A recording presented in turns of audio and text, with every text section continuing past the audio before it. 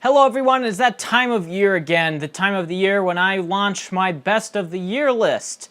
Now, of course, this list is coming much later than most other people's lists are because I actually saw all the movies that I wanted to see, unlike most people who just post it in December because that's the biggest spot to get views for their list. And, of course, miss movies they wanted to see.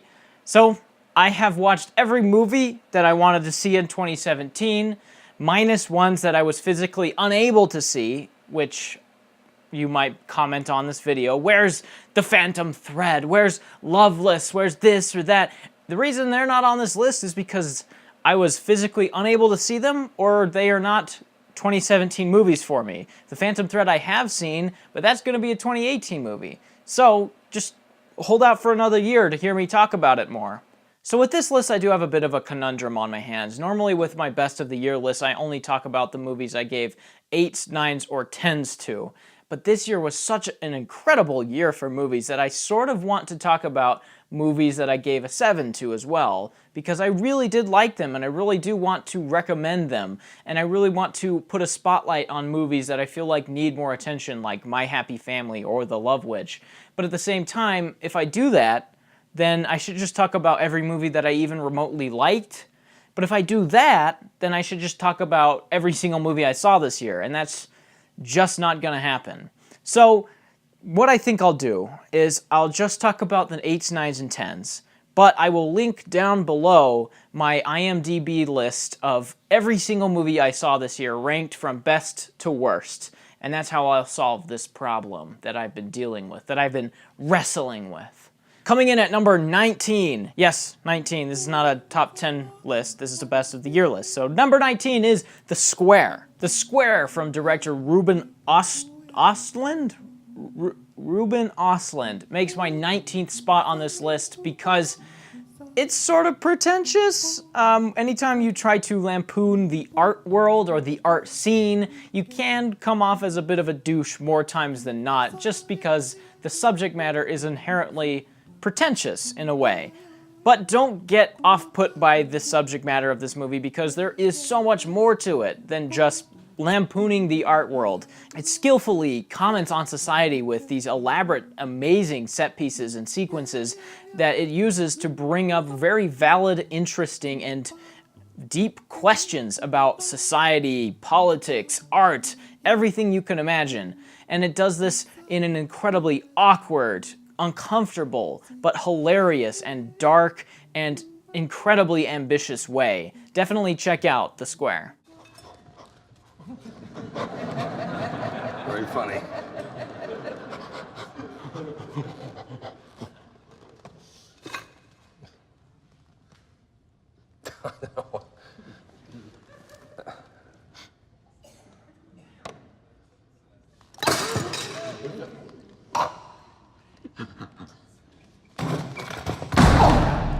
Go on, go away.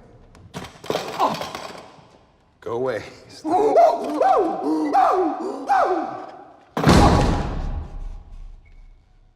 At number 18, we have Graduation. Graduation is a movie about parenting and all that entails. It's a movie that's elevated with superb performances and energetic direction, but has incredibly interesting themes of parenting as a whole, and how if we're over or underprotective as a parent, that can be catastrophic for your child. It can really wreak havoc not only in your personal life with them, but in their social life. It brings up these interesting themes of how much a parent should be involved in a child's progression and when they should really let go when the child gets older, and how much involvement they need to have with them at a certain age or past a certain age. And it brings up these interesting ideas without feeling pushy, and despite a few tiny obstacles in its path, it easily overcomes them with everything that it does. It's just an incredibly well-rounded movie that's engaging from start to finish. Are o luxație aici la încheietură de cum s-a apărat. Fără bag pierde plecare, tu ești inconștientă? Doar nu să-și bată joc de atâta muncă pentru că s-a întâmplat accidentul ăsta. În septembrie ar fi să înceapă facultatea în Anglia. Nu te la volea că el te ajută. Asta e singura cale? Păi știți dumneavoastră. Gândește-te bine, odată ce o ia pe calea asta, nu mai e drum de întors. Vede o mică e pentru copilul tău. Number 17 is The Florida Project. The Florida Project is about horrible white trash people living in the shadow of Disney World. Mainly this movie focuses on a couple of kids that just live their life with their horrible parents in a horrible hotel run by the Green Goblin, which is great. But if you know me, you know that I genuinely dislike kids. I think they're obnoxious, whiny pricks, and I just can't stand them. But this movie does something wonderful in that it portrays the children better than the adults. By the end of this movie, I actually like the children more than I like the adults, and I guarantee that that's what they're going for, because the adults in this movie are so scummy and so horrible and so trashy that it's almost impossible to like them. You sort of feel sympathetic for their situation, but they're so horrible to everyone around them that the kids are like these angels. Each actor fits their role so well that the movie feels unflinchingly real. The direction is great, the performances are great, the story is incredibly compelling, and if you take out the last minute of this movie, this probably would have been in my top 5 movies of the year. It's just excellent. Everything that it does is pretty much spot on, superb across the board. These are the rooms we're not supposed to go in. But let's go anyway. Just $19.99. Just think, all that extra practice every time you... Mommy!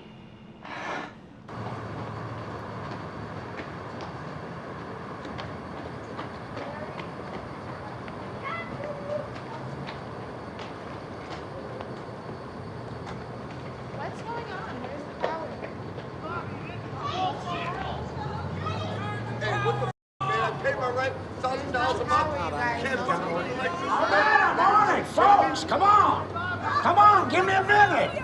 It's gonna be all right. It's the hottest day. I'm gonna get to the bottom of it. I know. Can't rush any faster than I'm going.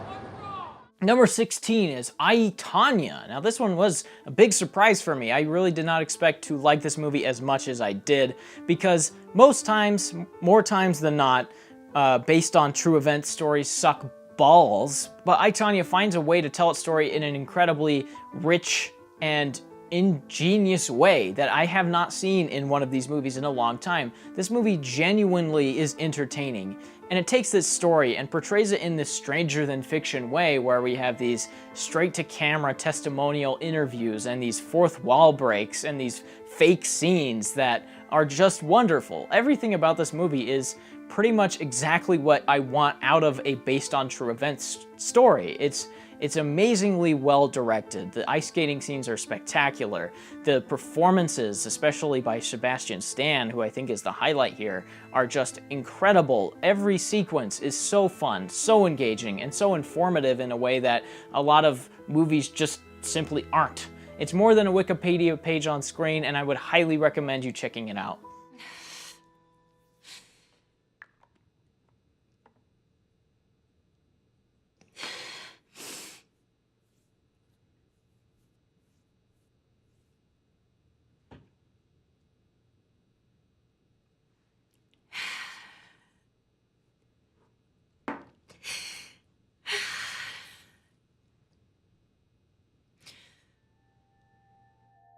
Number 15 is Mother. Now I'm gonna change the title of this movie to Absolute Nightmare, because that's what this is. If you take out the incredibly forced religious commentary from this movie, what you have is the clearest depiction of a nightmare that I have ever seen. The cinematography, performances, and script go a long way into making this one of the most jaw-dropping experiences that I have ever had in a movie theater. This was just nutso, gonzo, unhinged. Every word that you can use to describe a movie like this, you could use to describe this movie. It's just insane. And it makes for one of the most entertaining, fast-paced, and genuinely enjoyable movies that I have had the pleasure of seeing.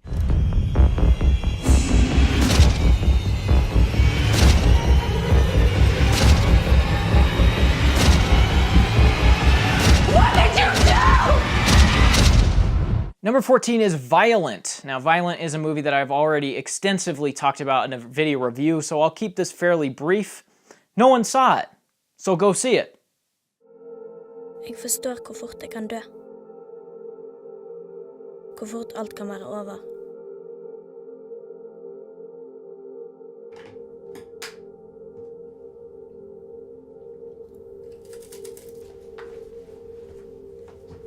Og når jeg forstår dette, blir alt klart.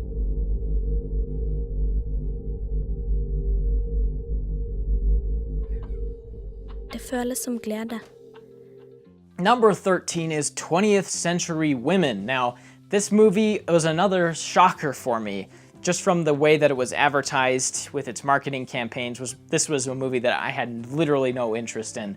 But when it finally got a wider release in 2017 for me, I decided to check it out in my local theater, because I support local theaters. And I ended up really, really loving this movie, and it's mainly because of the characters here. The movie is about a couple of women that are trying to help a young boy grow up, and they're sort of trying to teach him what they think he should be as a person. And as they teach him more and more, you kind of learn about each of these characters. They try to tell him who he should be, and that really shines a spotlight on who they are.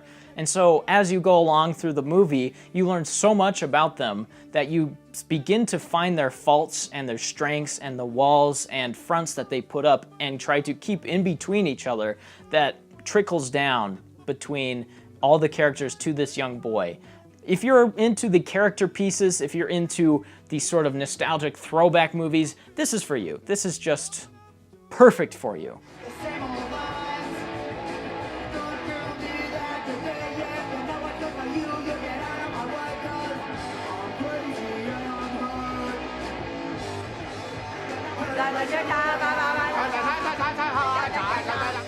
Let's try the art fag one.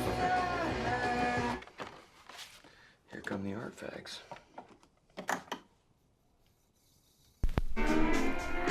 Oh, yeah.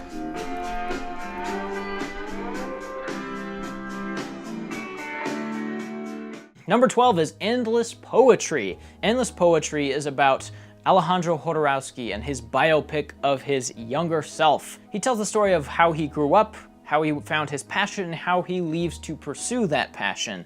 And of course, this sounds like an incredibly simple story, but knowing Alejandro Jodorowsky, you know that he instills so much style and personality and surrealism into this movie to make this more than just a simple story that it is. It's an incredibly engaging, thought-provoking tale of him as a younger child and how he is still affected by this era in his life and how it really impacted him as a person and made him into who he is today. Because this is definitely a movie that is made for a specific audience. It's so weird, it's so wacko and surreal that it would be hard to digest as a normal audience member, and I understand that. But for me, this hits all the notes that I would want out of a movie, and it's great, obviously. It's number 12 on my list. ¡Culo! ¡El culo! ¡En el culo! ¿Qué son esos gritos? ¡Bandido! ¡Me está botando el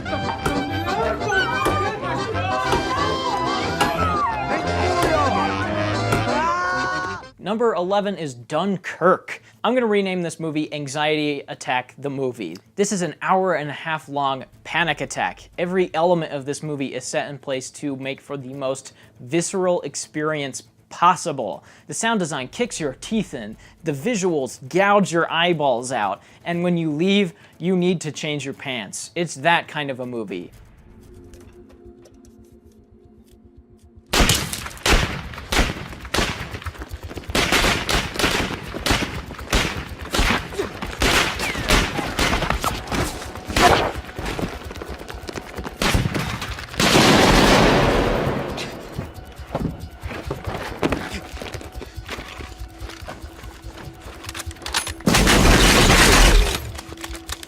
Now we're into the big boys, the 10 best movies of the year. And kicking off the top 10 movies of the year is Raw.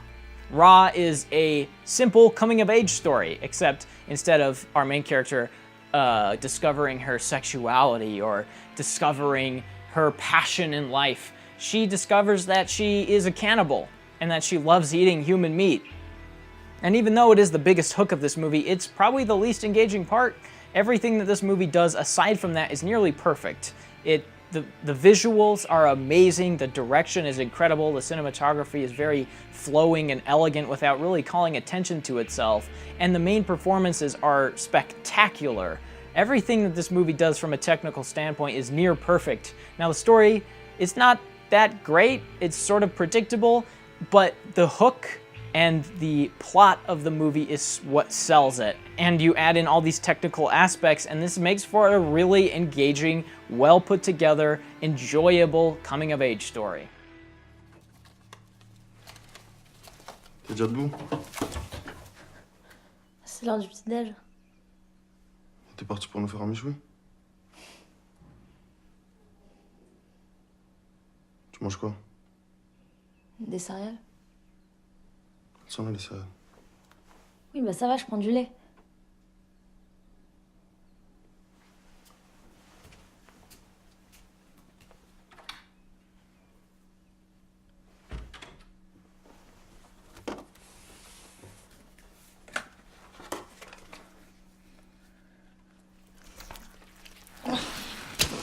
At number 9, we have The Shape of Water.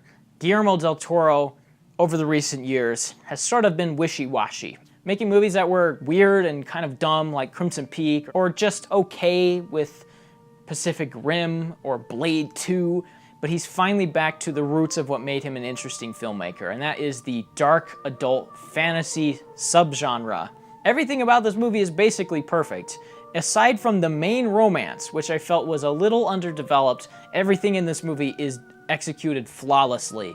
Guillermo del Toro's direction is as sharp as I've ever seen it. The cinematography is beautiful and elegant. This production design is incredible. The performances, especially here, are the standout though. Sally Hawkins is amazing as our main character, and Michael Shannon, of course, always amazing, is the standout in this movie. He's playing an incredible character that is both horribly unlikable, but actually kind of likable and sympathetic. He is perfect in this role, as is Sally Hawkins, as is Octavia Spencer, as is Richard Jenkins. I don't know why I stumbled over that, it's an easy name.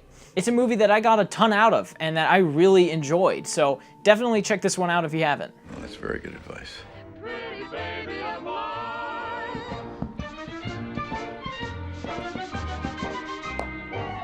Pretty baby of mine.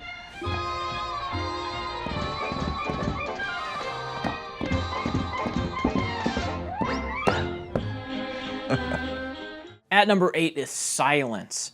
Silence is a 2016 movie, you dumb idiot. Yeah, well, freaking Violent was a 2014 movie according to IMDb, so shut up. Silence is a religious epic from acclaimed director Martin Scorsese, the director of The Wolf of Wall Street. Yeah, you heard me right. The director of one of the most controversial movies ever made, turned around, did a complete 180, and made a religious 3-hour-long epic. And it is epic. This movie is just stunningly beautiful, amazingly well executed, and brings up incredibly interesting themes of faith, belief, religion, everything. And I know when people hear the word religious movie, they get immediately turned off, but Silence is a movie that completely transcends being just a religious movie. It's not just a religious movie, it's a great movie in general. Let's go out. Let's risk it. Just for a moment.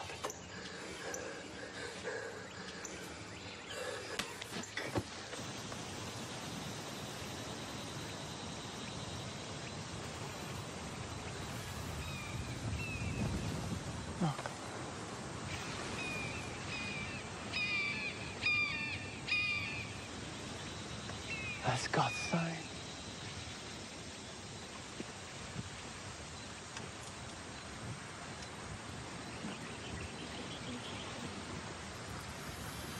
And number 7 is Baby Driver. From Edgar Wright comes another action comedy. This time, it has one of the coolest gimmicks I've ever seen.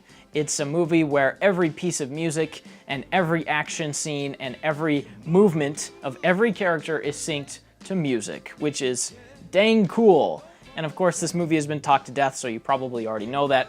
But that is such a cool gimmick. Like, why didn't we think of this earlier? That's freaking genius. The action is visceral and well performed. The cast is fantastic. And Jon Hamm makes probably the greatest performance of his entire career here. If you haven't seen this movie, at least check it out for the amazing job Jon Hamm does, especially in the third act. He's just the best.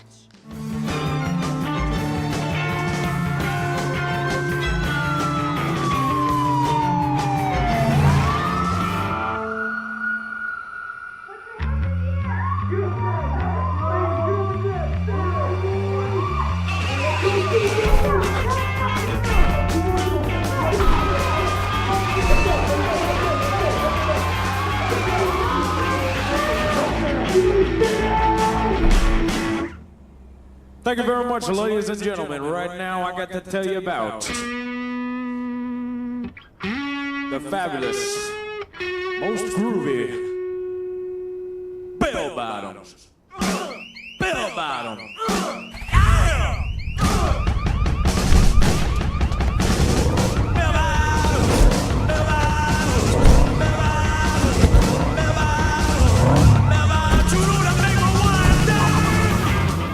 At number 6, we have Patterson. Patterson is a movie about a guy named Patterson, played by Kylo Ren, who drives a bus around the city of Patterson. That's real. This is a movie that you just feel good watching. It's a movie that you feel like you're curling up under a nice warm blanket on a rainy night with a cup of hot chocolate watching your stupid favorite Netflix movie or TV show. It's a gorgeous movie that offers amazingly well fleshed out characters, incredible understated performances, and a script so good that you feel like what you're watching is real life. This is real life. You watch a couple people live a day in the life, basically. It's a week in the life, but it's the same concept. And it's one that you shouldn't miss. Getting your writing done? I did a little, yeah. Working on a poem for you. A love poem? Yeah, I guess if it's for you, it's a love poem. It's kind of inspired by our Ohio blue tip matches. Really? Does it mention the little megaphone shape the letters make? Yeah, actually it does. How beautiful. I can't wait to read it when it's done. At number 5, we have It Comes at Night. I'm gonna rename this movie Anxiety Attack the Movie. No, wait, I already did that bit. I'm gonna rename this movie Anxiety Attack the Movie Part 2. Yeah, that's pretty good. That's pretty good. It Comes at Night is about a family that lives in the woods during some form of apocalypse, and they end up turning on each other. It's a movie about fear, about human aggression, and how just being afraid or nervous about something can completely change or dictate your life. It's haunting, it's disturbing, it's miserable, it's gut-wrenching, but it leaves you with an amazing thought at the end. It leaves on quite possibly the best third act of any movie this year. It's just incredible, and it's something that you have to watch and check out and interpret on your own.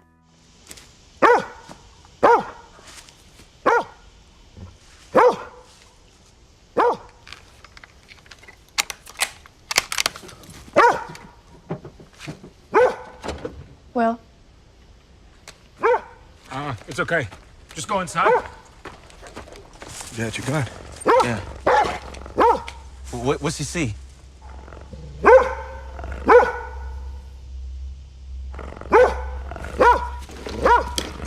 Go inside. I'll take care of Stanley. Hey, stop. What's he see? I said go inside. Stanley. Hey, settle down. Travis! Stanley! Travis! Number 4 is A Cure for Wellness. Now, before you unsubscribe, hear me out here. I know everyone hates this movie, but I've seen this movie 8, 9 times now, 4 of those in theaters, and I just cannot get enough of this movie. Absolutely love this movie. Almost everything it does is perfect. It's an impressively well-rounded movie with gorgeous cinematography, incredible direction from Gore Verbinski, great performances all around. It's an engrossing story that's well-paced even though it's a bit long, and it tells a really unique, inventive, dark, and disturbing story that is exactly what you would want out of a horror movie. It's miserable, it's disgusting, it's vile, and it's excellent. And if this wasn't enough, it has ingenious social commentary woven into the fabric of this movie that you might not get on a first or even second viewing of this movie. So I would prompt you to watch this again if you've only seen this once.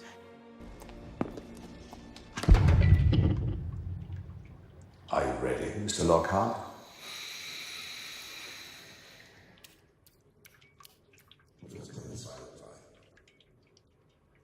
Then let us begin.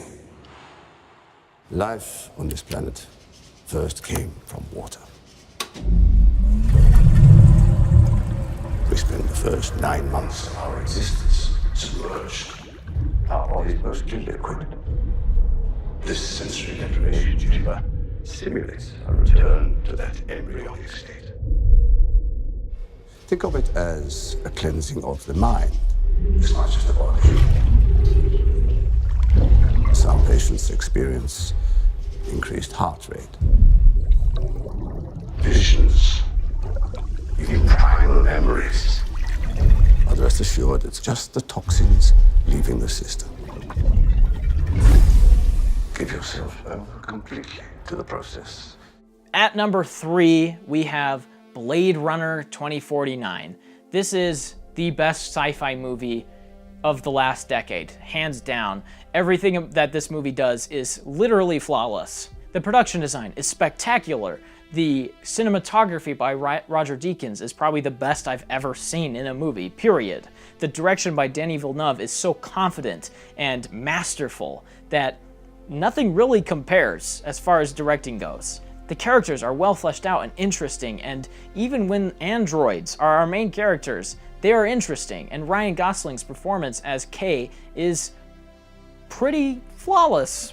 He does such a fantastic job of bringing this character to life and making him sympathetic in a way that I did not expect. So definitely check this movie out if for some reason you haven't. The key to the future is finally unearthed. Bring it to me. They know you're here.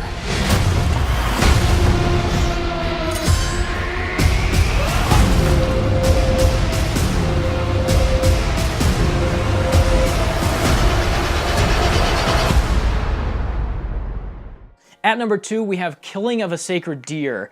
Now, I've talked about this movie quite extensively on my channel, doing an explained analysis video of this movie, because it's the perfect psychological thriller movie. It offers amazing direction, amazing cinematography, amazing performances, amazing characters, amazing story, and it's dark, disturbing, miserable, disgusting, and just hilarious, all at the same time. The guy that made it told me what was in it. No, I can't remember now. But it is very refreshing. Would you like one? No, thank you. Here, try it. It's really delicious. You can use a straw. I haven't touched it. He hasn't had a drink in 3 years. High GGTs, elevated transaminases. Well, good on you for not drinking. Well, I would say no to a cocktail if you're offering. Of course, I'll get you one right away. We should go soon. Yeah. It's early. He's got surgery in the morning. He needs to get some sleep. It's still early. We've got surgery in the morning. Fine. Okay. And at number 1, we have 3 Billboards Outside Ebbing, Missouri. This will go down in history as one of the greatest movies ever made. Martin McDonagh has crafted a movie so flawless that I even have trouble reaching for the most minor of nitpicks. It's that good. The characters are pulled off flawlessly. The performances are perfect in every way.